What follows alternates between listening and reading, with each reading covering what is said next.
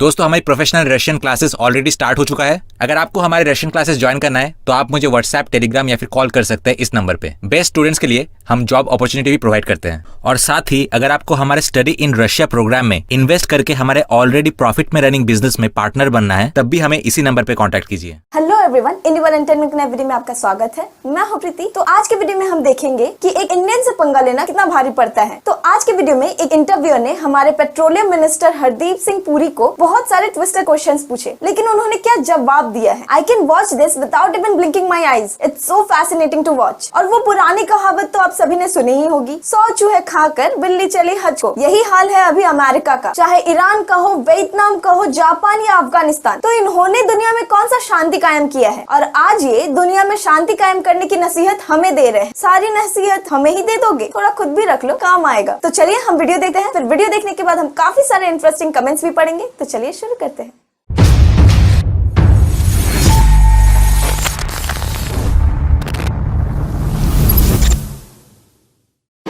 Your Excellency, thank you so much for joining CNBC. मेरा पहला question Russian oil की कीमतों पर एक कैप के आसपास कन्वर्सेशन का है। क्या आप इसका सपोर्ट करेंगे? Will you support that? कई बड़ी संख्या के फैक्टर्स के कारण कई कन्वर्सेशंस हो रहे हैं। सप्लाई की कमी है और सप्लाई की तुलना में डिमांड्स बहुत ज्यादा है।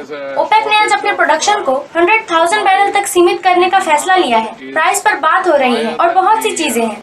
हम 1.4 बिलियन पॉपुलेशन होने के अलावा 5 मिलियन बैरल्स ऑयल एक दिन में कंज्यूम करते हैं। 60 मिलियन लोग हर दिन पेट्रोल भरने के लिए जाते हैं। इस पूरे डिफिकल्ट पीरियड में, और डिफिकल्ट पीरियड से मेरा मतलब सिर्फ पेंडेमिक नहीं है। पेंडेमिक डिफिकल्ट थी, ऑयल के प्राइसेस कम हो गए, जहां तक मुझे याद है $19 पर बैरल। उसके बाद ये 120 से ज्यादा हो गया था। 60 million people going to a petrol bunk every day to fill up. And throughout this difficult period, and by difficult period I don't mean just the pandemic. Pandemic in and of itself was difficult. I mean the price of oil went down, as far as I can remember, to $19 a barrel. Then it went up to 120 plus. तब आपके पास Russian Ukraine factors थे। अब दुनिया हमारी life को adjust कर रही है। अब प्रपोजल का मतलब क्या होगा? हम केयरफुली देखेंगे कि कौन पार्टिसिपेंट्स होगा और इम्प्लीकेशंस क्या होंगे। We will look at it very carefully. Who will be the participants? What will be the implications? आज ऑयल के 5 मिलियन बैरल्स हैं। ये कहाँ से आते हैं? ये ज्यादातर सऊदी अरेबिया, अबू धाबी और कुवैत से आते हैं। इराक हमारा सबसे बड़ा सप्लायर है। Abu Dhabi, from Kuwait. Iraq is actually our largest supplier. हमारे पास 5 मिलियन बैरल्स ईच है। उनमें से एक 1 मिलियन बैरल से थोड़ा कम है, लगभग 864,000। अगर मुझे अच्छे से याद है तो रशिया ने हिसाब लगाया था फाइनेंशियल ईयर के एंड में, जो 31 मार्च 2022 को एंड हुआ। हमारे पास 0.2% ही था। जब ये शुरू हुई तो कुछ लोगों ने कहा कि इंडिया रशिया से बहुत ऑयल खरीद रहा है। तो मैंने कहा यूरोपियंस एक दिन में इससे ज्यादा खरीदते हैं जितना कि मैं एक क्वार्टर में खरीदता हूँ। मैं सरप्राइज हो जाऊंगा अगर उनकी कंडीशन अभी भी ये नहीं है। लेकिन हम रशिया से ऑयल खरीदेंगे, हम कहीं से भी ऑयल खरीदेंगे। We will buy from Russia. We'll buy from wherever. और आपका रशिया के साथ कोई भी मोरल कॉन्फ्लिक्ट बिल्कुल भी नहीं है।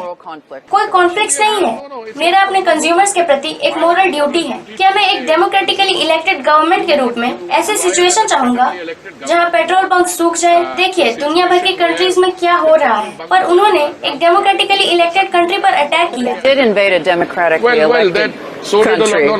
मैं उस डिबेट में नहीं पढ़ रहा हूँ। ये एनर्जी का सवाल है। जहाँ तक मुझे पता है एनर्जी पर सैंक्शंस नहीं है। एनर्जी एक इनकरेजमेंट है, लेकिन और भी बहुत से फैक्टर्स हैं। हम इसे बैलेंस भी करते हैं। हम यहाँ से 4 मिलियन तक खरीदते हैं। अगर हम खरीदते हैं, मुझे पता नहीं कि हम रशिया से कितना खरीदते हैं। हम रियलिस्टिक हैं और जो आइडियोलॉजी पॉजिटिव एक्शन करना चाहते थे वो अभी भी खरीद रहे हैं और वो बस थोड़ी देर के लिए खरीदारी करने जा रहे हैं। तो मोरल कॉन्फ्लिक्ट क्वेश्चन उन्हें पूछना चाहिए जिन्होंने ये एड्रेस किया है। So that moral conflict question should be asked to those who have addressed it.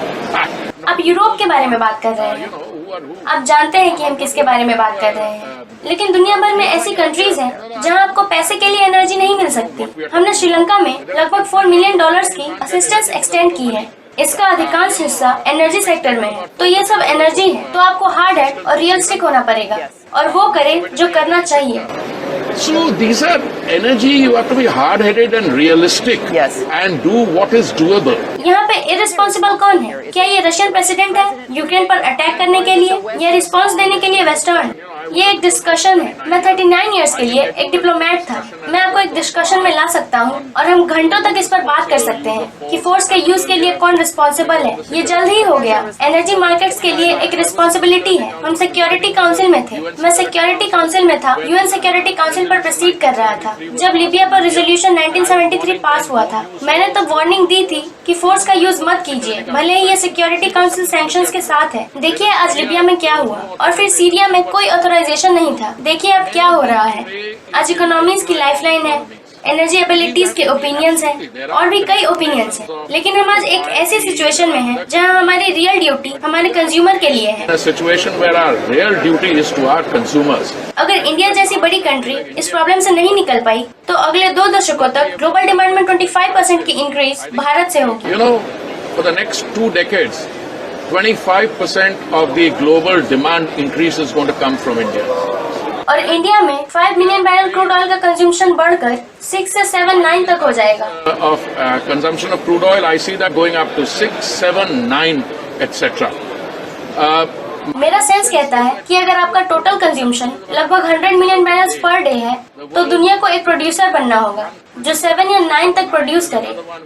एक और है जिसके प्लेटफॉर्म पर 45 मिलियन बैरल्स हैं। आपको इसके साथ आना होगा। और कहीं एक तीसरा भी है और उनके साथ मेरे बायलैटरल डिस्कशन रिवीलिंग नहीं है। वो एजुकेटेड है। मैं डिवोर्स था जब इनमें से कुछ रो रहे थे, लेकिन हमारी सारी एनर्जी पाइपलाइन से आती है। You know, some of these guys were making and then some of them didn't, but all our energy comes through a pipeline. तो हम बहुत ज्यादा रशियन ऑयल खरीदते हैं। तो जवाब ये है कि उस सवाल का जवाब देने की जरूरत नहीं है, लेकिन अब हम रशियन ऑयल खरीद रहे हैं और हम दुनिया भर के दूसरे सोर्सेज से भी खरीद रहे हैं। ट्रांजिशन का भी इफेक्ट पड़ा है। बहुत से लोग फॉसिल्स और हाइड्रोकार्बन से दूर जाने लगे हैं। उन्होंने कहा हमें नेचर से जुड़ना चाहिए। आपको रियलिस्टिक होना होगा, क्योंकि आप अगर उस पॉइंट पर सर्वाइव नहीं करते हैं जहाँ आप अभी हैं, तो ट्रांजिशन करने में सक्षम होने के चांसेस ज्यादा नहीं होंगे। Now, the chances of being able to make the transition are going to be just that much. ये ऐसे कमेंट्स है जो फ्रैंकली कमेंट्स को रिपीट करती है। मैंने ओपेक मिनिस्टर से बार बार सुना है। ओपेक प्लस पिछले कुछ वीक में सजेस्ट कर रहे हैं कि वो प्रोडक्शन में कट कर सकते हैं। उन्होंने आज ऐसा नहीं किया है, लेकिन क्या आप इसे एक पॉसिबिलिटी के रूप में देखते हैं? ये प्रोडक्शन और प्राइस का एक इंटरेस्टिंग कोर रिलेशनशिप है। अगर एक एकेडमिक लेवल पर आप किसी से पूछें कि प्राइसेस हाई क्यों हैं, वो कहेंगे कि हम प्राइस तय नहीं कर रहे हैं, हम सिर्फ ये तय करते हैं कि हम कितनी एनर्जी रिलीज करते हैं। लेकिन फिर जितनी एनर्जी आप रिलीज करते हैं, अगर ये डिमांड के साथ संतुलन की कमी है तो प्राइसेस बढ़ जाती हैं। मैं आपसे और आपके जरिए जो भी सुन रहे हैं उनसे एक क्वेश्चन करता हूँ, क्या आप वास्तव में ऐसे समय पर हाई प्राइसेस बनाए रख सकते हैं जब यूएस इकोनॉमी, जो $20 ट्रिलियन से ज्यादा की लीड इकोनॉमी है, वो टेक्निकली स्लो डाउन है। फर्स्ट क्वार्टर और सेकंड क्वार्टर 1.9% डाउन है। मुझे नहीं पता कि आप यूरोप में रहते हैं या मिडिल ईस्ट में रहते हैं। अगर आप देखें कि यूनाइटेड किंगडम में क्या हो रहा है, जर्मनी में क्या हो रहा है और यूरोप के दूसरे पार्ट्स में क्या हो रहा है, क्या हम ग्लोबली एक बिग आर को देख रहे हैं? Happening in other parts of Europe. Are we looking at a big R globally a few Do you quarters believe down? so? मैं बहुत चिंतित हूँ, लेकिन मेरे और मेरे प्राइम मिनिस्टर का काम अपनी कंट्री को ये बताना है कि इंडिया इससे सेपरेट है, क्योंकि हाई ऑयल प्राइसेस सिचुएशन के साथ कंपैटिबल नहीं है। India is insulated from it. Yeah. Because first of all, high oil prices are just not compatible with the situation. मैं यूएस में रहती हूँ और मैं रियल वर्ल्ड में रहती हूँ, और मेरा क्वेश्चन ये है कि आप ये मानते हैं कि ओपेक प्लस फास्ट खेल रहा है और एनर्जी मार्केट के साथ ढीला है? मैं इस तरह के रिस्पेक्टेबल फोरम्स यूज नहीं करूंगा। मेरा मतलब है कि हम व्यूज बायलैटरली व्यक्त करते हैं, लेकिन उनमें से कई हम जो कहते हैं उससे सहमत हैं, और वो खुद कहते हैं ये कई तरह से एक डाउट है। आपके पास एक रिसोर्स है, आपको ये तय करना होगा कि आप किस पीरियड के लिए इसे रिलीज करते हैं अपने अर्निंग को बढ़ाने के लिए। आप इस फैक्ट से अवेयर हैं कि आज आप एक क्राइसिस से डील नहीं कर रहे हैं, बल्कि आप कई क्राइसिस से डील कर रहे हैं। ये सभी फूड, फर्टिलाइजर और फ्यूल है। अब फ्यूल पार्ट जो है वो बाकी दो पर भी प्रभाव डाल रहा है। Fertilizer and fuel. Now the fuel part of it is actually impacting on the other two as well. जब भी कोई एक डिसीजन लेता है तो एक डिसीजन है जो स्लो डाउन की आशंका लाता है। मेरा मतलब है कि एक बड़े कंट्री में कई सिटीज को एक डेवलपिंग कंट्री कहा जाता है। वो लॉकडाउन में है। वो कुछ ऐसे एरियाज है जहाँ डिमांड ग्रोथ उतना ज्यादा नहीं है जितनी उन्हें उम्मीद थी कि ये होगी। चलिए हम नेक्स्ट 2 क्वार्टर्स को बड़ी सावधानी के साथ कहते हैं। Buoyant as they expected it to be. So you're looking at, let's say, the next 2-3 quarters with a great degree of caution. Yeah. और मैं कहूँगा कि आप केयरफुल डिसीजन लेना चाहेंगे, क्योंकि जो पेंडेमिक के दौरान हुआ, मुझे नहीं पता कि स्टिमुलस पैकेज का साइज क्या था। लेकिन एक कंट्री में $20 ट्रिलियन जो 20 ट्रिलियन की एक फेयर अमाउंट में एक्सेस मनी का कारण बनता है, वो उन सामानों को चेस कर रहा है। अगर आपके पास कंस्ट्रक्शन और सप्लाई है तो आपके पास उतना ही अमाउंट होगा। इसीलिए ये इन्फ्लेशनरी है। इसलिए हमें डोमेस्टिकली हमारी अपनी पॉपुलेशन को उनके अगेंस्ट करना चाहिए। फॉर एग्जाम्पल, पेट्रोल और डीजल के प्राइसेस ग्लोबल इंक्रीजेस मान लेते हैं और यूएस और कनाडा की 33 या 37% थी। हम इसे केवल 2% तक सीमित करने में सक्षम थे। Whereas the global increase, let's say North America was 36%, let's say US and Canada, 33, Yes. 36. You know, we were able to limit it to only 2%. जिसका मतलब है कि गवर्नमेंट उस टाइम में दिन में 3 बार फ्री फूड सप्लाई कर रहा था। 800 मिलियन लोगों को दिन में 3 बार फ्री फूड, ड्राई राशंस मिल रहे थे और हम इसे ऐसे टाइम पे कर रहे थे जब हम सेंट्रल एक्सरसाइजिंग से अपने रेवेन्यू में कटौती कर रहे थे। Doing it at a time when we were cutting our revenue from central excising. तो गवर्नमेंट को ये चॉइस फेस करना होगा जो डेमोक्रेटिकली चुने जाते हैं। उन्हें डेमोक्रेसी के डायनामिक से भी डील करना होता है। मुझे नॉर्थ अमेरिका में अभी 9 या 10 दिन हुए हैं। यूरोप में मेरा आना जाना लगा रहता है। यहाँ एक रियल डिबेट चल रही है। I have just been spent 9-10 days in North America. I'm a frequent visitor to Europe. There is a real debate going on here. Energy poverty एक एक्सट्रीम है, लेकिन कोल्ड विंटर और अनसेटिस्फाइड विंटर डेमोक्रेटिकल है। It is one extreme, but you know, cold winter, winter of discontent, etc. मैं DeVos में state और government के head के साथ एक मीटिंग में था और वो सब कह रहे थे कि हमें इस रियलिटी को फेस करना होगा। ये एक फैसिनेटिंग वर्ल्ड है। क्या आपको लगता है कि वो यूक्रेन को सेल करेंगे?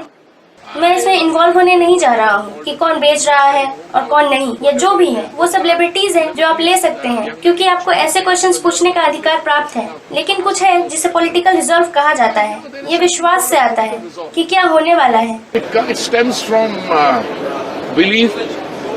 What is going to happen? जैसे कि मैंने कहा कि मैं डेवोस में था। ये समर सीजन है। पहले 1 या 2 दिन एक्सट्रीम रिलीज था जिसे मैं एक self pre occupied Eurocentric move कहता हूँ क्योंकि आप यूरोप में रहते हैं, आप लोगों से बड़े पैमाने पर मिलना जानते हैं। आप यूरोप से थे। चाइना और रशिया उस मीटिंग में एब्सेंट थे जो डेवोस में हुआ था, लेकिन 2 दिनों में नैरेटिव चेंज हो गया। इस पर भी विचार करने के लिए कि बाहर क्या हो रहा है। बाहर से मेरा मतलब है डेवलपिंग वर्ल्ड से, क्योंकि आपके पास नंबर्स और स्केल है और अन्य मुद्दे हैं। तो दुनिया अब एक सिंपलिस्टिक मैथमेटिकल चीजों में डिवाइडेड नहीं है। क्यों? Change to also take into account what is happening outside. Yes. By outside, I mean in the developing world, because you have numbers, you have scale, Yes. and you have other issues. So, if the world was no longer divided into a simplistic mathematical things. आप सही हैं, मैं वही थी और ये question मैं पूछ रही थी जिसे पूछने के लिए दुनिया ने मेरी निंदा की। मुझे लगता है कि आप एक बहुत ही प्रॉपर क्वेश्चन पूछ रही हैं। अगर मैंने डिप्लोमेसी में 39 इयर्स नहीं बिताए होते तो शायद मैं इस क्वेश्चन का आंसर नहीं दे पाता, जिसे आप रॉन्ग फुट के क्वार्टर मिनिस्टर के टर्म में अगले 6-7 घंटे तक चला सकती थी। That question in a way which you could have played for the next 6-8 hours in terms of, you know, quarter minister of the wrong foot kind of, you know. आपको लगता है कि हम इसके गलत होने के रियल डेंजर में हैं जब मैं कहती हूँ कि बहुत से डिफरेंट एलिमेंट्स हैं। कल ब्रुसेल्स में EU मिनिस्टर्स की इमरजेंसी मीटिंग होने जा रही है। वो इलेक्ट्रिसिटी सिचुएशन के बारे में बात कर रहे हैं। हम एनर्जी पॉवर्टी के बारे में बात कर रहे हैं। हम बात कर रहे हैं रशियन सैंक्शंस के बारे में जो दिसंबर में आने वाले हैं और प्राइस कैप के आइडिया के बारे में। क्या इसे वापस रोल करने का कोई तरीका है? एक चीज है जो मैं करूंगा उस प्रोफेशन के लिए नहीं जो मैंने बिताया है। मैं 5 सालों से मिनिस्टर हूँ और पेट्रोलियम नेचुरल मिनिस्टर 1 साल के लिए, लेकिन मैं 5 सालों से मिनिस्टर के काउंसिल का एक मेंबर हूँ। डिफिकल्ट ये होना चाहिए कि कोई क्या कहता है, क्योंकि हमें कहने दीजिए। अपने आप को किसी सिचुएशन में रखिए। अगर आप यूरोपियन कंट्री हैं तो आपके पास एक पॉइंट टू पॉइंट पाइपलाइन है और आपके पास एनर्जी आ रही है। For a European country, you have an assured point-to-point pipeline, and you have energy coming in. उन्होंने ये तब भी कहा था, मैंने सुना कि वहाँ क्या कहा गया था। एक क्लोज रूम में उन्होंने कहा कि हम पॉलिटिकल लेवल पर नैरेटिव का पार्ट बनना चाहते हैं, लेकिन हमारी एक रेयर प्रॉब्लम है। हम क्या करें? हमें सोर्स अल्टरनेट करना होगा। आज ओपनिंग सेशन में जिसमें मुझे भाग लेने का सौभाग्य मिला, उनमें से एक स्पीकर ये कह रहे थे कि हम दुनिया के अलग अलग हिस्सों से गैस के अल्टरनेट सोर्सेज का पता लगाने की कोशिश कर रहे हैं। वो सब कुछ होगा, ग्लोबल मार्केट एडजस्ट करेगा, लोग शर्तों पर आएंगे। लेकिन क्या इस तरह के चैलेंजेस नीजक सिचुएशन के लिए खुद को ऑफर देती है जिसके बारे में पूरी तरह से सोचा नहीं जाता? मुझे लगता है कि ऐसा होता है। बातचीत होगी, एडजस्टमेंट्स होंगे। मैं इस पर कमेंट करने की पोजीशन में नहीं हूँ कि एनर्जी वर्ल्ड एक कॉम्प्रोमाइज में जाएगा या एक स्लेज हैमर सोल्यूशन के लिए जाएगा? मैं आपको अपनी कंट्री के बारे में बता सकता हूँ, जिसके बारे में मैं थोड़ा बहुत जानता हूँ, जिसे रिप्रेजेंट करने का अधिकार है मेरे पास। Comment on whether the world of energy will go into a compromise or will go into a sledgehammer solution. I don't know. I mean, all I can tell you is I know a little bit about my country, which I have the privilege of representing. Bharat के आसपास के country में जो हो रहा है उससे हमारे सिटीजन्स को परेशानी ना हो, इसलिए हमें जो कुछ भी करना होगा हम करेंगे। किसी भी प्राइस पर रशियन ऑयल खरीद कर। हम रशियन ऑयल नहीं खरीद रहे हैं, ये अलग चीज है। हमने 31 मार्च 2022 को फाइनेंशियल ईयर एंड किया, और क्या आप जानते हैं कि कितना रशियन ऑयल हमने खरीदा? 0.2%। अभी भी हम हर दिन कंज्यूम किए जाने वाले 5 मिलियन बैरल्स में से हमारे पास जो सबसे बड़े 3-4 सप्लायर्स हैं वो Abu Dhabi, Saudi Arabia, Kuwait है, और इराक सबसे बड़ा है, और रशिया। लेकिन क्या केवल हम ही हैं जो रशियन ऑयल खरीद रहे हैं? यूरोप में आपके दोस्तों के बारे में क्या, और यूरोप में हमारे दोस्तों के बारे में? इस डिस्कशन को वही होना चाहिए जिसे मैं ग्राउंड रियलिटी में, रियल वर्ल्ड में एंकर्ड कहता हूँ। What I would call anchored in the real world on the ground reality. OPEC determine कर सकता है कि ये कितना प्रोड्यूस करेगा, जो प्राइस को इफेक्ट करेगा। अन्य सप्लायर्स जो डिस्काउंट देंगे, मेरा मतलब रशिया नहीं, मेरा मतलब है कि क्यों एक पर्टिकुलर कंट्री कहीं से सबसे बड़े सप्लायर के रूप में उभरा, क्योंकि उनके पास ऑयल का कम प्रॉक्सिमिटी है। डिस्काउंट में बहुत डिफिकल्ट है, लोग नहीं समझते। अगर आप बोल्टिक पोर्ट से पाना चाहते हैं, जहाँ से रास्ते में नेविगेट करने के लिए उन्हें एक आइस ब्रेकर का यूज करना पड़ता है। आप भी क्वेश्चन करते हैं प्राइस कैप प्रभावित करने की एबिलिटी के लिए। प्राइस कैप निर्भर रहेगा। अगर आप रियल वर्ल्ड को जानते हैं, और बहुत से लोग जो यहाँ आसपास बैठे हैं और वो रियल वर्ल्ड को जानते हैं, मैंने दुनिया में बहुत से मेजर ट्रेडर्स देखे हैं। क्या आप जानते हैं कि वो इसे कहाँ से सोर्स कर रहे हैं और कौन लोग ज्वाइन करेंगे? चलिए पता लगाते हैं। हमें इसकी जांच करने में बहुत खुशी होगी। हम एक रिस्पॉन्सिबल कंट्री हैं जो हर जगह लॉ के रूल को डाले हुए हैं। तब भी जब अरब स्प्रिंग के दौरान फोर्स यूज किया गया था, मैं एक रिकॉर्ड पर हूँ, मैंने उस पर एक बुक भी लिखी है, मैं इसे आपको सेंड करूंगा। प्लीज इस बात से केयरफुल रहिए कि आप क्या स्टार्ट कर रहे हैं। कंट्रीज सुलझ सकते हैं और वो परिणाम अभी भी चल रहे हैं।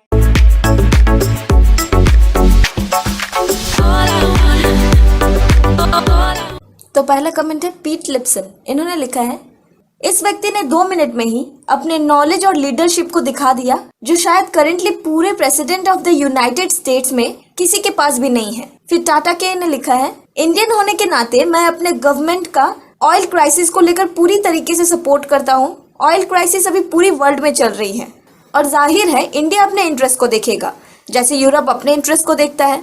फिर सीडर ड्राइव ने लिखा है, मुझे वो हिस्सा अच्छा लगा जहां इंटरव्यूअर ने इंडियन मिनिस्टर से सवाल किया मोरालिटी के बारे में, और इंडियन मिनिस्टर ने लीबिया और सीरिया के बारे में बताते हुए उनको करारा जवाब दिया, जिन पर यूएसए और उनके साथियों ने हमला किया था। बात तो बिल्कुल सही कही। आज यूएसए दुनिया के भले के लिए रशिया के अगेंस्ट यूक्रेन का साइड ले रहा है और रशिया को बैक ऑफ करने के लिए कह रहा है। पूरी वेस्टर्न कंट्रीज दुनिया में अशांति फैलाने के लिए रशिया को ब्लेम कर रही है, लेकिन खुद का किया किसी को नहीं दिखता। वो ज्ञान तब कहाँ थी जब यूएसए ने हिरोशिमा और नागासाकी पर न्यूक्लियर बॉम्ब गिराया था। वहाँ लाखों की जानें गई। कहते हैं उस न्यूक्लियर बॉम्ब के साइड इफेक्ट से वहाँ कुछ सालों तक वहाँ के न्यूबॉर्न बेबीज और वहाँ के सिटीजन्स में भी साइड इफेक्ट्स देखे जाते थे। तो क्या वो अप्रोप्रिएट वे था वर्ल्ड में शांति कायम करने का? लेकिन ये अपनी गलती नहीं बताएंगे। सिर्फ यही नहीं, और भी बहुत ऐसी कंट्री है जहाँ इन्होंने अपने इंटरेस्ट के लिए अटैक किया और आज सबको लेक्चर देते हैं पीस मेंटेन करने के लिए।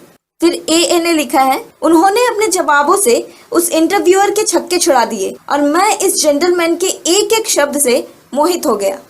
फिर नेक्स्ट कमेंट है ब्राइल गैब्रा। कैपेबिलिटी का क्लियर डिफरेंस जब एक इंडियन मिनिस्टर बोलते हैं वर्सेस जब एक यूरोपियन या अमेरिकन मिनिस्टर बोलते हैं। ये दर्शाता है कि इंडिया के पास better qualified council of ministers है पूरी दुनिया में।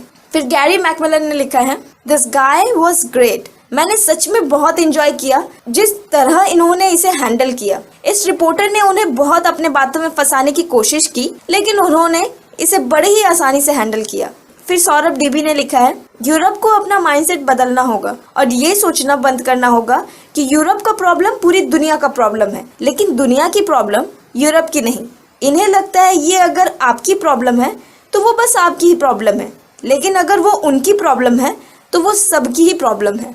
फिर अगला कमेंट है JFH। इन्होंने लिखा है, इन्होंने वो सारी बातें कही जो वेस्ट कभी नहीं सुनना चाहेगा। फिर माइक लीव्स ने लिखा है, ये सुनना बहुत रिफ्रेशिंग है एक एक्सपर्ट को स्पष्ट रूप से बोलते हुए सुनना, यूएस और कनाडा के एक्सपर्ट्स की तरह नहीं। फिर आई अली ने लिखा है लव दिस इंडियन मिनिस्टर्स, और कैसे वो ये सिचुएशन हैंडल कर रहे हैं। इस लेडी ने बहुत बार उन्हें पोक किया, लेकिन उन्होंने हर बार एक करारा जवाब दिया। फिर डर्क वाइनर ने लिखा है स्मार्ट पॉलिटिशियंस, जो ये समझते हैं कि हर किसी को खुश करना पॉसिबल नहीं, इसलिए वो अपना इंटरेस्ट देख रहे हैं और अपने लोगों के लिए अच्छा काम कर रहे हैं। फिर लकी ल्यूक ने लिखा है वो बस खुद की सोच उस पर थोपना चाहती थी, उन्होंने उसकी ये स्टुपिडिटी को इग्नोर किया। I love it. Milind Ranade ने लिखा है जहां उसने उनसे अपने एरोगेंस भरे सवाल पूछे, वहीं उन्होंने उसे डिप्लोमेटिक लैंग्वेज में जवाब देकर चुप करा दिया। फिर एरिक एंडरसन ने लिखा है अपने नेशनल इंटरेस्ट को प्रमोट करना बिल्कुल सही है और एक मिसाल कायम करना।